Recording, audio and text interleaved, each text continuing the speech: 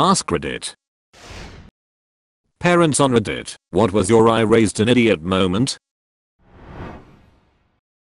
When they mistook a leaky radiator hose for smoke. No problem, it kind of looks the same. They continued to drive the car home thinking it was on fire, then pulled it into the garage that is attached to the house. I don't think he's an idiot, but I think he lacks common sense because he'll take a bite of food, it will be scalding hot. He'll cry and act like he's dying, but won't spit it out. He'll say, "Mommy, it's hot." And I'll say, "Well, I told you to wait for it to cool down. Or then blow on it," or something to that effect. He will say no and then continue taking scalding hot bites and crying that it's too hot. In his defense, his father's the same way. At age 15, at the market, she was asked to get a large chicken and she came back with a turkey. When I asked her to return the turkey and get a large chicken, she revealed that she thought that turkeys were literally adult chickens and that chickens were young turkeys. As parents, we try to teach our kids everything they need to know, but it's hard to see the gaps sometimes. 3-year-old is preparing for his bath. His underwear looks strange, but I'm distracted. His brother. Kid takes off one pair of underwear, then a second pair, then a third. I ask why he is wearing 3 pairs of underwear. Kid looks at me like I'm an idiot. Mom told me to put on a clean pair every day. That non-autistic kid grew up to place the highest in math in our large Midwestern city. But even in his 20s, you have to make sure you give clear instructions, as he will follow rules to the letter.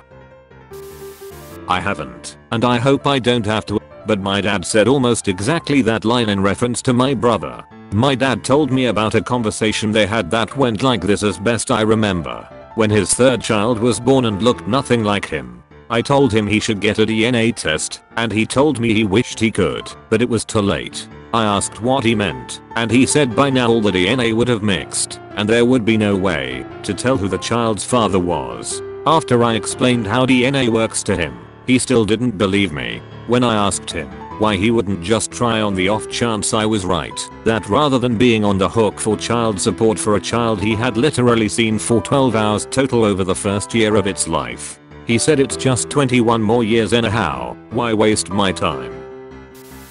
My son came to our house to visit. He didn't live with us. We weren't home, but we on our way home, so he let himself in. We walk in, and he's freaking out about breaking our newly adopted cat or something to that effect. I asked him what was she doing.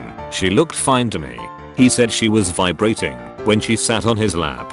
This is where he learned about cats purring. He hadn't been around a lot of cats, so IDK.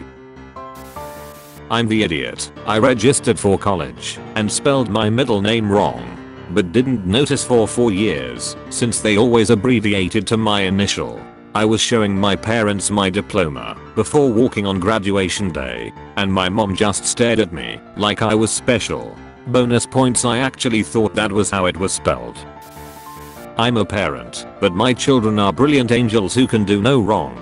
This is my mother's favorite story about me. When I was about 2, I climbed up on my sister's crib, jumped off and said, "Look mommy, I'm swimming." Of course I started bawling as I hit the floor. A neighbor came over, thin walls, hearing screaming, asks what's wrong, what happened, etc. I stop crying and tell her no, I show you, and proceeded to swim again. A couple of weeks ago, our Chihuahua was horny and trying to bone his sister. I said to husband that the dog reminded me of a frustrated teen lad and he needs a cold shower. 20 minutes later, 17 years old walks in holding a distraught and dripping dog wrapped in a towel. He'd overheard the conversation and literally put him in a cold shower in March in the UK. I swear to God, raising this kid is like painting by numbers, and every so often he goes dramatically over the lines.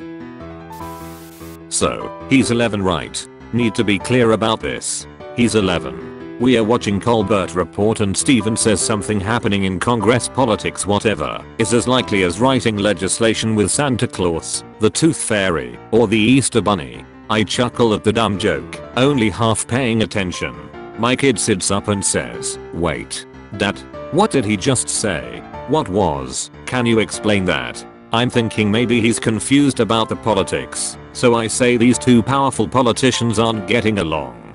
He says yeah, no, right, okay, so what else did he say again? By this point my roommate, who had been pretty much staring at his laptop, ignoring the TV and the two of us, starts watching us closely. So I say yeah, so that's as unlikely as meeting Santa Claus. Yeah, or the Tooth Fairy. Yeah, right, or the Easter Bunny. What? My roommate lets out one small chuckle. I'm staring at him, a bit dumbfounded. Finally I ask, buddy, did you still, think there was a rabbit who snuck into the house and hid eggs? My roommate starts snickering. I'm just staring with a bewildered look. Kiddo is slumping down into the couch, angry teardrops welling up in his eyes. I don't know if he was embarrassed, mad at my roommate for laughing, or pissed off because he learned the Easter Bunny wasn't real in such a shitty way. He already informed me that he knew Santa Claus was just the parents about I don't know, 4 years earlier. So I thought we were cool. As I tucked him in that night, he explained I just figured he stopped coming because I'm too old. Definitely not an idiot, but I love this story about my kid. I used to pay the guy who took care of the yard for me by writing a check, putting it in a baggie, and sticking it under the mat. One weekend I was on the phone while writing the check, so I asked my son to put the check in the baggie under the mat for me. I went on with the conversation and forgot about it. A few days later, the guy who takes care of the lawn calls me up and says he looked everywhere but can't find the check. While we are talking, I open the door and lift up the mat, and no check.